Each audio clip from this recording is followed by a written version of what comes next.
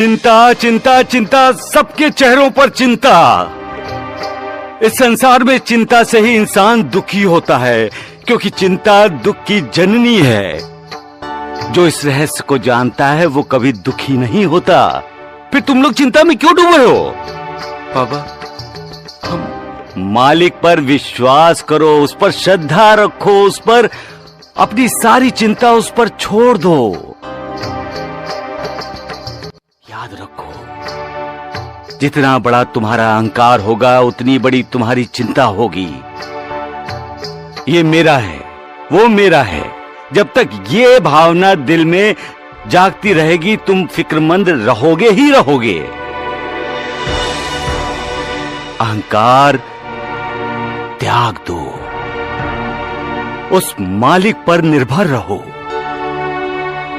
उसे जो करना है करने दो, उस पर संशय शक की उंगली मत उठाओ।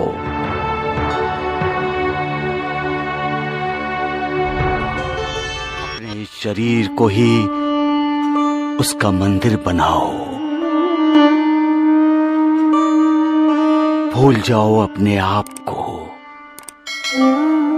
फिर चिंता तुम्हें तंग नहीं करेगी। एक समय की बात है, एक साधु गांव के कुछ लोगों के साथ नदी पार करने के लिए नाव में बैठा था। यकायक तूफान आया, नाव डोलने लगी। सब डर गए, चीखना चिल्लाना शुरू हो गया। लेकिन साधु शांत था। वो मुस्कुराता हुआ उस तूफान का मजा ले रहा था। सब लोग उसे देखकर हैरान थे। एक ने तो पूछ ही लिया, यहां जिंदगी खतरे में है और आप हंस रहे हैं? साधु बोला, अगर हम रोएं तो क्या जिंदगी बच जाएगी? सभी चुप हो गए। एक बोला, कमाल करते हैं आप, हम डूबने वाले हैं। साधु ने कहा, अगर ईश्वर यही चाहता है तो ही हम डूबेंगे, वरना नहीं, क्योंकि इस दुनिया में उसने हमें भेजा है। हम अपनी मर्जी से नहीं आए हैं, अब जाएंगे तो उसी की मर्जी से। सभी चुप हो गए। तब साधु ने कहा, कर्ता करने वाला वही है, फिर हम चिंता क्यों करें? उस पर विश्वास करो, वो कभी किसी का बुरा नहीं करता, और वो जो करता है उसके पीछे भी सबका भला छिपा होता है।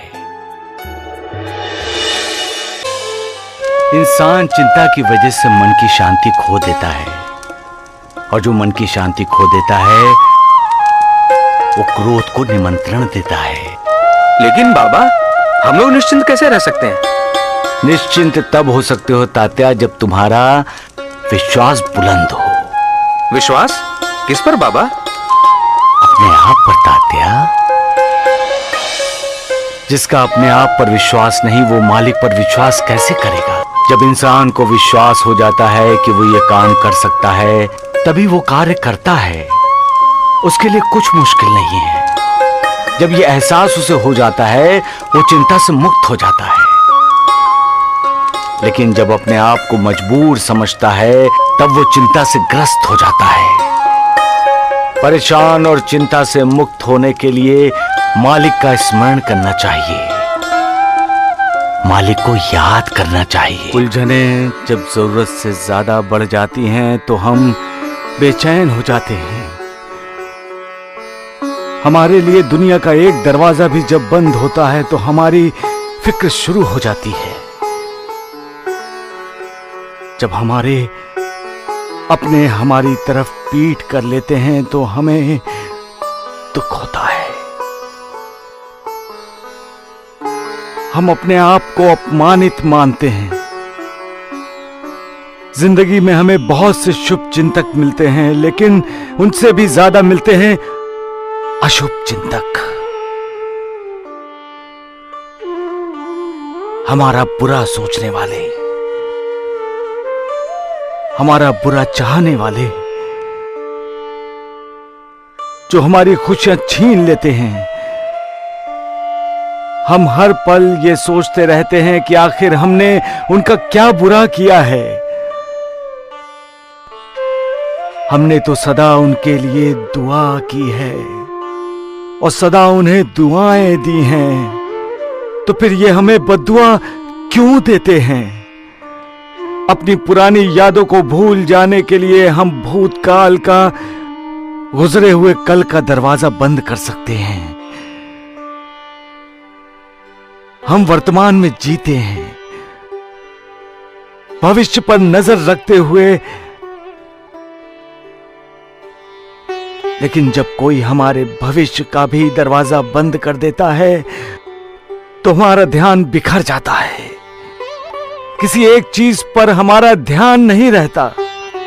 जब हमारा ही अपना कोई हमारे लिए हमारे ही घर का दरवाजा बंद कर देता है तो हमारे दिल को गहरी चोट पहुंचती है और ऐसे जख्म कभी भरते नहीं, क्योंकि तब हमें दिखाई देता है कि हमारा हमसे दूर चला जा रहा है। हमारे रिश्ते हमारा साथ छोड़ रहे हैं, हमारे नाते टूट रहे हैं, हमारे अपने हमारे लिए पराए हो रहे हैं। जिंदगी में जो सपने हमने देखे थे वो कांच की तरह गिरकर टूटकर बिखर रहे हैं। जब ऐसा होता है तो इंसान भी टूटता है। उसका किसी पर विश्वास नहीं रहता। दुख सीमा है, दुख बंधन है, दुख होला आनंद। आनंद सीमाओं का टूट जाना है। आनंद स्वतंत्रता है, बंधन से मुक्ति पाना है।